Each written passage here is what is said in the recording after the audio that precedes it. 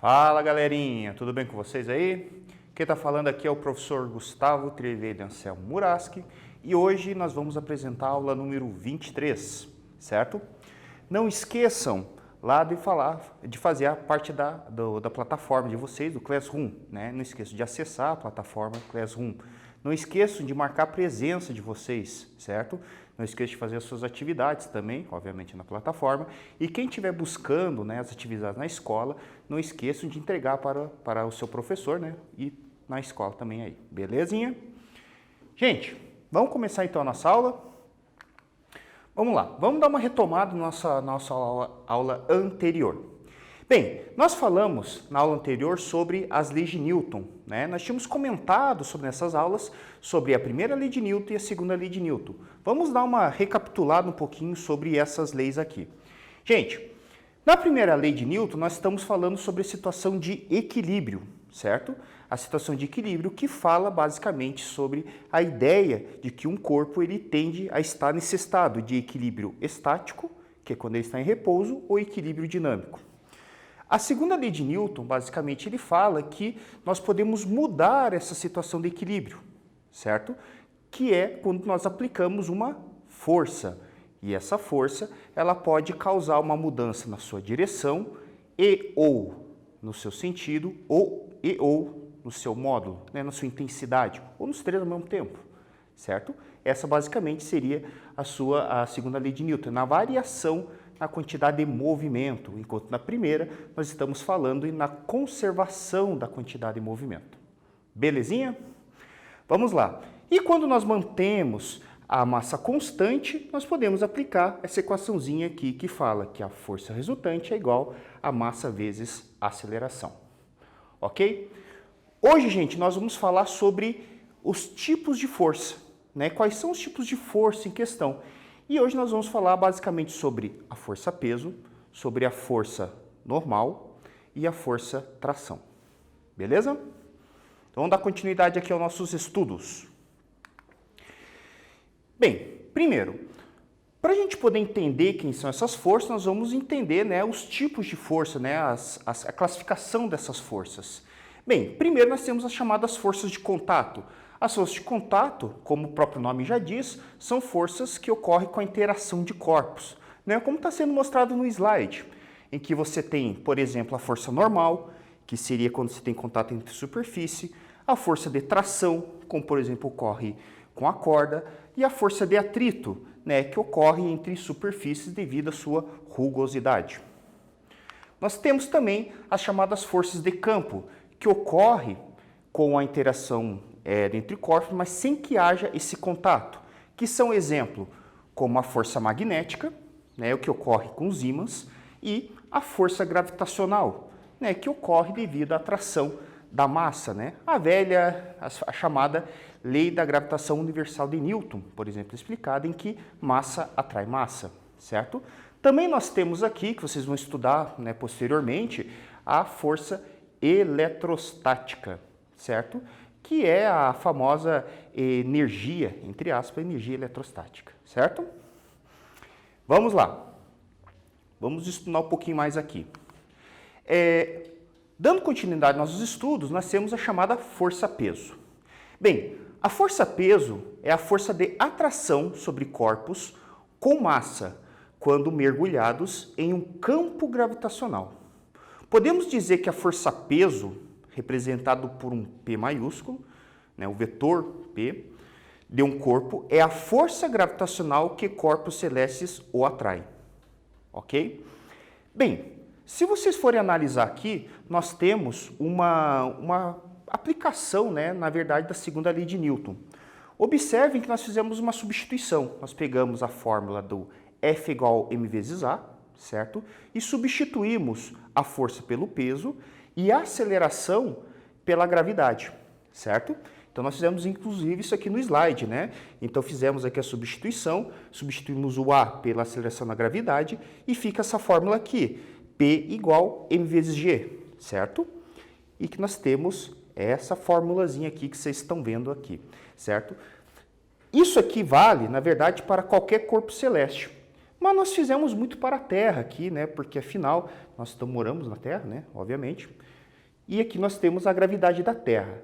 A gravidade da Terra, nós assumimos um valor aproximado de 10. Gente, vamos estudar para frente como é que funciona a questão da gravidade da Terra. Ela depende da massa, depende da distância, certo? O qual a gente se encontra, tudo, mas isso a gente vai discutir um pouquinho mais para frente, certo? Distância em relação ao centro da Terra, certo?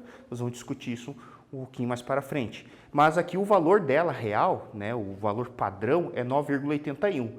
Mas como, né, nós queremos dar uma facilitada na nossa vida, nós aproximamos isso para 10. Beleza? Gente, então, dando continuidade aqui. Só vendo, né? Por isso que eu coloquei, inclusive, esse símbolo aqui do igual com um tiozinho em cima, inclusive. A força pesa, algumas características dela. Primeiro, ela é uma força que ela está sempre apontada para o centro do planeta, certo? Então, a gente pode observar, inclusive, por esse desenho aqui, né? Então, de uma forma muito vulgar, eu vou dizer aqui, que ela aponta, entre aspas, né? Sempre para baixo, a gente diz, né? Mas, na realidade, é porque ela está apontando sempre para o centro do planeta. Inclusive, né, podemos observar pelo desenho aqui, né, o vetor peso sempre apontando para baixo, porque nós temos o chão, né, e sempre apontando nessa direção aqui. Eu posso demonstrar isso para vocês facilmente com um instrumento que os pedreiros utilizam aí, né, para poder ver o plumo, né, que eles dizem, de paredes e tudo mais, que é justamente esse carinha aqui, que é o chamado plumo, né, em que você, por mais que você mude a posição, por exemplo, de uma parede ou qualquer coisa, ele sempre vai estar apontado para o chão, certo? Então a gente sempre observa isso, né? Por mais que eu tente, por exemplo, mudar, né, a perpendicular aqui à parede, por exemplo, eu tenho a minha régua, certo? Eu mudo essa posição, o meu plumo ele sempre vai tentar manter para o centro do planeta. Vejam, né? Sempre estou tentando fazer isso aqui, ó. Porque a força gravitacional está puxando ela para o centro. Então, quer dizer, né, que em relação ao centro, ele vai estar sempre puxando aqui. E se o meu chão, eu posso dizer, nesse caso aqui, se o meu chão ele for plano, né, eu posso dizer que ele está praticamente fazendo um ângulo de 90 graus aqui. Então, por isso que eu posso dizer que está perpendicular, certo? Beleza? Vamos lá. Obviamente, né, lembrando que aqui nós estamos tomando um espaço muito pequenininho, né, um pedacinho de terra muito pequeno, certo? Falando um pouquinho sobre a questão da gravidade, né, observe que nessa parte aqui nós temos que quanto mais próximo, né, à superfície do planeta, nós vamos ter aqui a aceleração da gravidade maior, certo? Então, na superfície da Terra, nós falamos que a gravidade já tem um valor padrão, que é o 9,81, valor aproximadamente de 10. Um quiz aqui para a gente poder interagir um pouco melhor, né? Como nós sabemos, né? Esses tempos aí, no ano aqui, nós temos o lançamento da SpaceX, né? E nós temos dois astronautas, o Hurley e o Baker. Eles são astronautas que foram de carona na espaçonave SpaceX para a Estação Internacional, a ISS. Supondo que a massa de Hurley e Baker é de 75 kg e 80 kg, respectivamente, e que a gravidade da Terra é de 10 metros por segundo, e que vamos desprezar a aceleração da gravidade na estação espacial, quais afirmativas estão corretas? Então, vejam, a gente lançou os nossos dois camaradas para o espaço, nós temos duas situações, uma situação Terra e uma situação estação espacial. Vamos lá. Os pesos de Hurley e Baker são 75 quilos e 80 quilos, tanto na Terra quanto na estação espacial. A massa dos astronautas é a mesma, tanto na Terra como na estação espacial. Os pesos de Hurley e Baker são, respectivamente, 75 newtons e 80 newtons na Terra. No espaço, Honey e Becken, sente-se mais leve. Isso significa dizer que houve perda de peso, ou seja, perda de massa? Eu vou dar um tempinho para vocês trabalharem aí e daqui a pouco a gente responde essa questão. Ok? Até mais!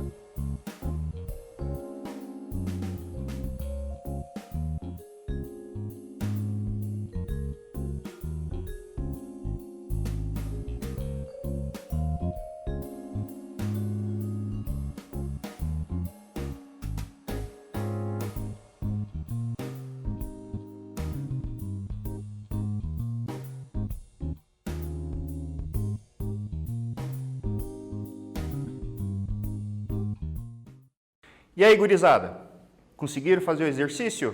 Vocês vão perceber que aqui tem uma malandragem bem sem vergonha. Primeira, os pesos, nossos amigos astronautas, são 75 quilos e 80 quilos, tanto na Terra como na Estação Espacial? Gente, aqui tem uma malandragem. Primeiro, é falso. Existe um termo, né, muito comum da gente misturar peso com massa aqui. Tá? É muito comum fazer isso. Tá? É cultural isso, infelizmente. Tá? Peso é uma força. Massa é propriedade do corpo, é inércia. São coisas diferentes. Massa é uma grandeza escalar, enquanto que peso é uma grandeza vetorial. São coisas diferentes, certo? Peso depende da gravidade, enquanto que massa depende só da propriedade do corpo, certo? A quantidade de matéria. Então já começou errado essa questão primeiro, que quando ele falou que o peso é uma força, certo? E força ele está medindo com massa, aqui ó, vejo, massa 75 kg, já está errado, certo? Então se ele pedir o peso, nós vamos ter que utilizar a formulazinha, certo? Que é P igual M vezes G, certo? Então você pode utilizar aqui P igual a massa, por exemplo, 75 vezes 10, que vai ser 750. A unidade de força, não acabei discutindo com vocês aqui, mas em homenagem ao senhor Sir Isaac Newton, né? É Newton. E o peso do nosso outro amigo astronauta vai ser igual a 80. 80 vezes 10 é 800 newton. Vocês vão perceber que é muito comum a gente só fazer a multiplicação. Tipo, a massa é 80, o peso 800. A massa é 700, a massa é 70, melhor dizendo, o peso é 700. E assim faz, só faz uma multiplicação por 10. Lembra que 10 é a Terra é 10, certo? Lembra disso. Ok? Então, questão falsa. 2. A massa dos astronautas é a mesma tanto na Terra como na estação espacial? Verdadeira. Show de bola, né? 3. Os pesos, né, do nosso amigo Hurley-Bacon são 750 e 800? Verdadeiro, né? Acabei de responder essa questão aqui. E aqui uma questão malandra, vejam, né? No espaço, né, o Hurley-Bacon, eles ficam mais leves. Isso significa que eles perderam peso, ou seja, eles perderam massa? Falsa, né? Como eu disse, a relação entre massa e peso, certo? Existe a relação, existe por causa da gravidade, mas não significa que houve perda de massa. Beleza, queridos? Tranquilo? Não cai na pegadinha, né? Tomara que não. Vamos lá então, gente. Dando continuidade aos nossos exercícios. Força normal.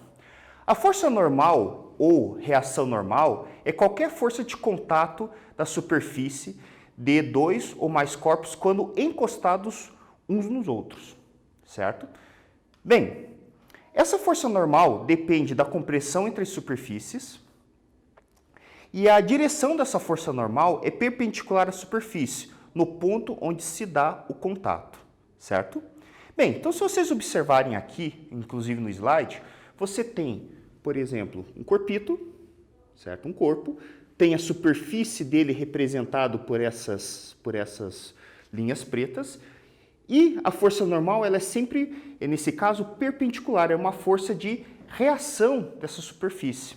Então, se você for imaginar aqui que eu tenho a minha superfície e eu estou fazendo uma força sobre essa superfície, a minha superfície ela irá fazer uma força de reação contra essa compressão. E ela sempre será 90 graus perpendicular.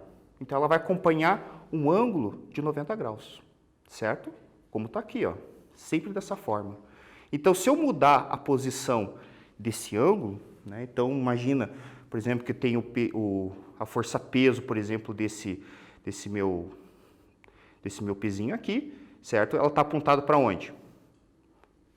Para cima, certo? Porque a força peso, por exemplo, está apontada para baixo, a força peso apontada para cima. Se eu mudar essa posição, certo? A força peso continua apontada para baixo, mas a força normal está acompanhando a inclinação da superfície. No caso, acompanhando a inclinação do esquadro, certo? E se por acaso, né, a gente tiver uma superfície que está na vertical, a força normal, ela estará fazendo isso aqui, certo? Então, na hora que eu faço a compressão sobre a superfície, a força normal, ela irá fazer essa direção aqui, sempre para fora da superfície, certo? Eu trouxe o esquadro só para demonstrar que ela é perpendicular, ela sempre acompanha de forma perpendicular à superfície. Belezinha? Vamos lá então, gente. Vamos dar continuidade aos nossos estudos. Bem, e uma coisa importante, né? O sentido dessa força normal é sempre contrário ao ponto que se dá o contato, né? Então, o contato está aqui, fazendo a força, por exemplo, para baixo, a força normal será para cima. A gente pode dizer que ela é sempre para fora dessa força superficial, como está sendo demonstrado aqui no slide. Vamos lá. Outra força bastante importante, a força de tração.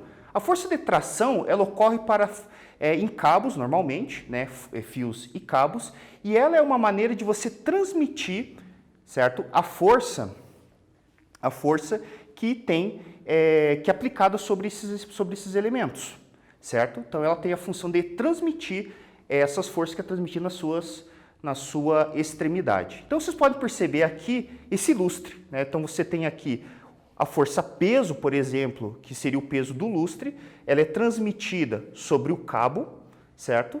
E com isso, consequentemente, essa força peso é transmitida através do cabo e, consequentemente, para o teto. É a mesma coisa que aqui, né? Nós temos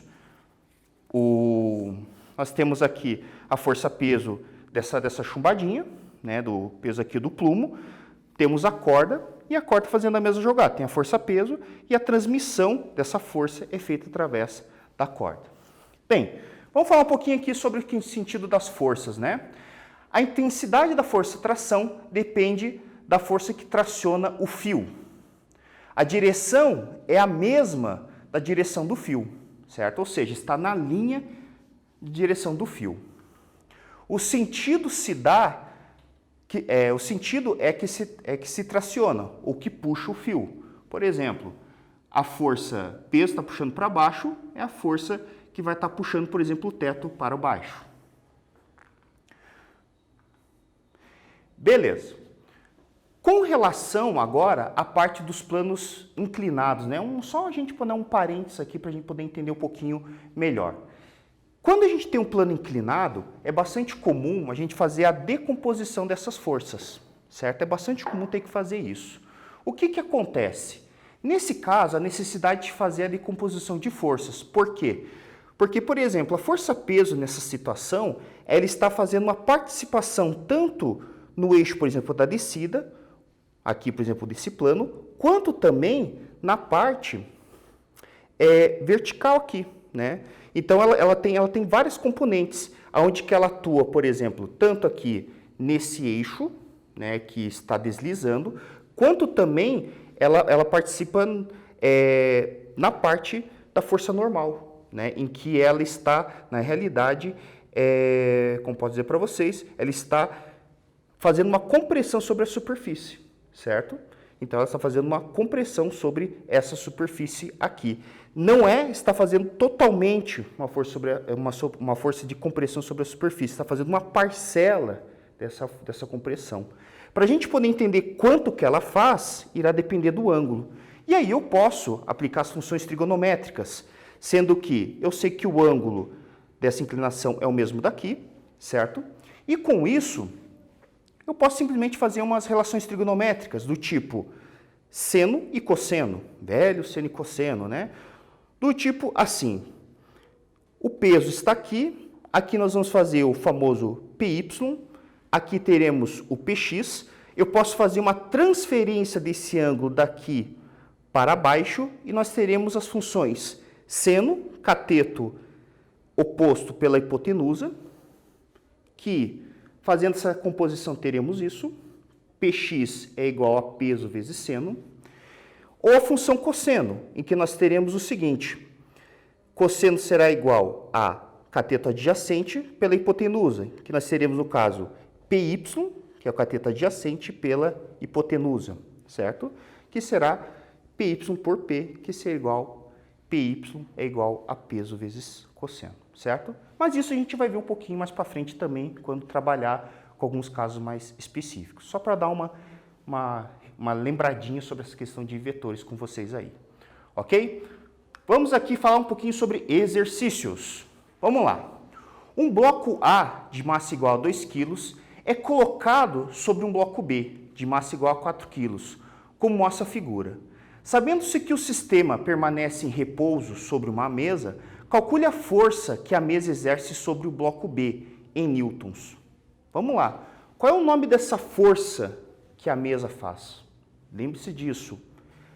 Vou dar um tempinho para vocês e daqui a pouco a gente responde essa questão aí. Até mais.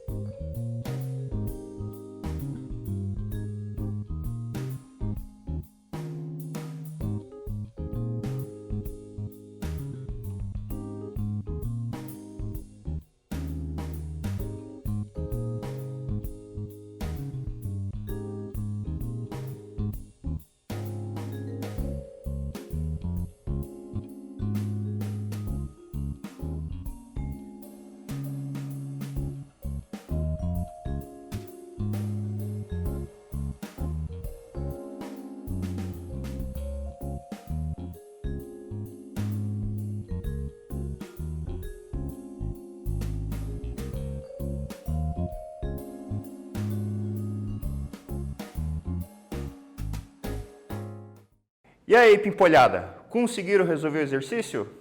Eu acho que sim, né? Porque é um exercício bem facinho, bem bala aí para vocês. Qual a força que a mesa exerce sobre o bloco B, né? Primeiro, nós temos que imaginar, né, qual é os pesos, né, quais são as forças que estão atuando sobre o bloco, sobre a mesa, melhor dizendo. Bem, olha aqui que coisa linda, ó. Fiz um desenho tudo bonito para vocês, esperando essa aula aqui, ansiosos. Vejam, nós temos a mesa, certo? Bem desenhada, bem linda, e os dois blocos bem representados. Nós temos aqui a força-peso, que seria o peso do A, o peso do B. A massa do A é 20. Melhor dizendo, a massa do A é 2 kg, o peso 20 newtons. A massa do B é 4 kg, o seu peso 40 newtons, certo? Feito isso, feita essa diferença, nós vamos perceber o seguinte: as forças que estão atuando para o sentido para baixo, ou seja, as forças que estão comprimindo a superfície da mesa, é o 20 e o 40.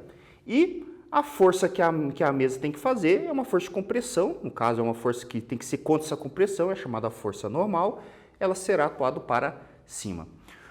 Como a mesa ela está em repouso, né, ela está obedecendo a primeira lei de Newton, o equilíbrio estático. Então significa que a somatória das forças que atuam aqui tem que ser igual a zero, certo? Então a gente faz uma soma vetorial, né, uma soma escalar, vetorial, certo? Isso significa na prática que a força normal vai ser igual à soma dos pesos. É meio óbvio, né? A gente consegue perceber isso aqui, mas se você for analisar, vai ser 20 newtons com mais 40, certo? É igual a 60, que é exatamente igual o módulo da força normal que a mesa terá que fazer para manter a situação de equilíbrio, certo? Então, a força normal, que a força que a mesa está fazendo, é de 60 newtons. Belezinha? Tranquilo? De boa, né? Bem suave. Vamos lá. Esse exercício lá da Estadual da Paraíba. Observe a tira. Quais as afirmações que estão corretas? A tirinha diz o seguinte: você pesaria menos se você fizesse regime e perdesse massa, se a Terra tivesse menos massa ou você fosse para a Lua, ou se você afastasse da Terra, no telhado, você pesaria um pouquinho menos. Vejam, são 3 situações bem específicas. Se você fizesse regime, se a Terra tivesse menos massa ou você fosse para a Lua, e se você se afastasse da Terra, no telhado, por exemplo, você pesaria um pouquinho menos. Será que a Lua tem gravidade? Vamos lá. Quais as afirmativas que vocês têm que analisar? A aceleração gravitacional independe da massa de um corpo. Próximo à Terra, a força gravitacional que atua no corpo é o seu próprio peso. A força que a Terra exerce no corpo mostra que o peso e a massa são iguais. Quais dessas afirmativas estão corretas? E daqui a pouco a gente responde. Até mais!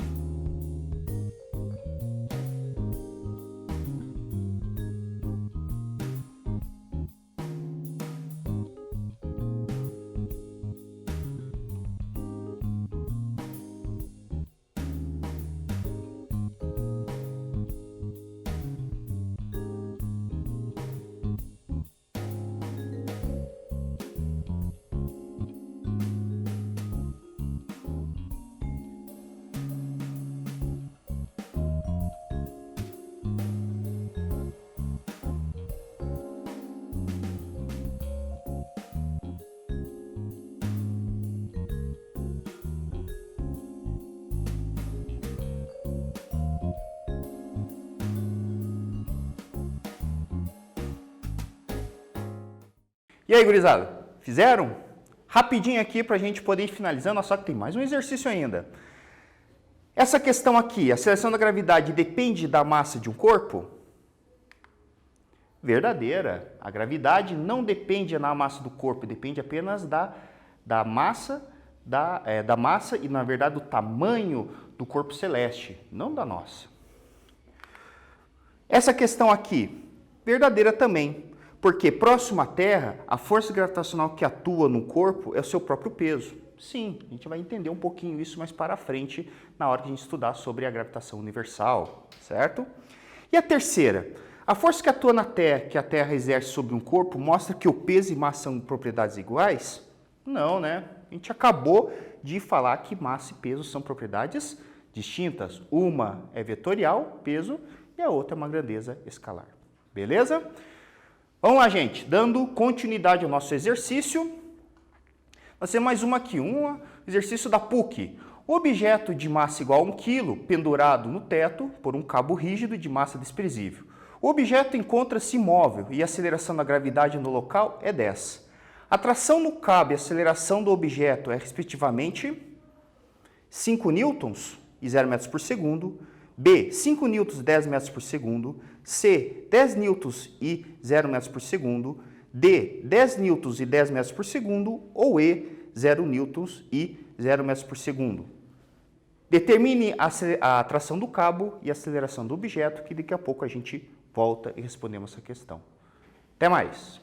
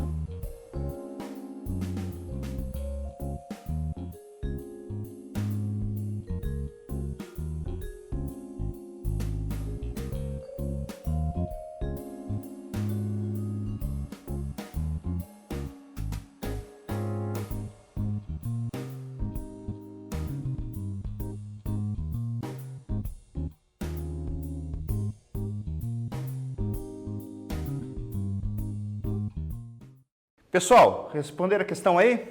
Então, veja esse nosso esquema aqui. Isso aqui é um diagrama de força. O que acontece? nós temos o peso do objeto que está apontado para baixo. Esse peso vale 10 newton, certo? Por que 10 newton, né? Só peguei a massa e multipliquei por 10. Como o objeto está parado, certo? Ele está em repouso. Ele falou para nós aqui, né, que ele se encontra-se imóvel, certo? Se está imóvel, quer dizer que a aceleração é zero, certo? É zero, não tem aceleração. Então, já respondeu a primeira parte. Então, significa que a somatória das forças é igual a zero.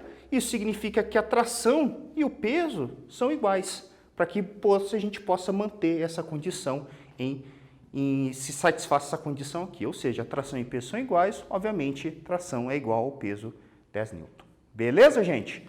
Então, retomando o nosso conteúdo aqui, nós falamos sobre força-peso, que não é a mesma coisa que massa. Nós falamos sobre força normal, que está relacionado com a compressão das superfícies. E nós falamos sobre a força de tração, que é através da transmissão de força através de cordas e cabos. Lembre-se de fazer suas atividades no Classroom. E não esqueça de fazer sua chamadinha lá pelo link. E até a próxima aula, pessoal. Tchau, tchau.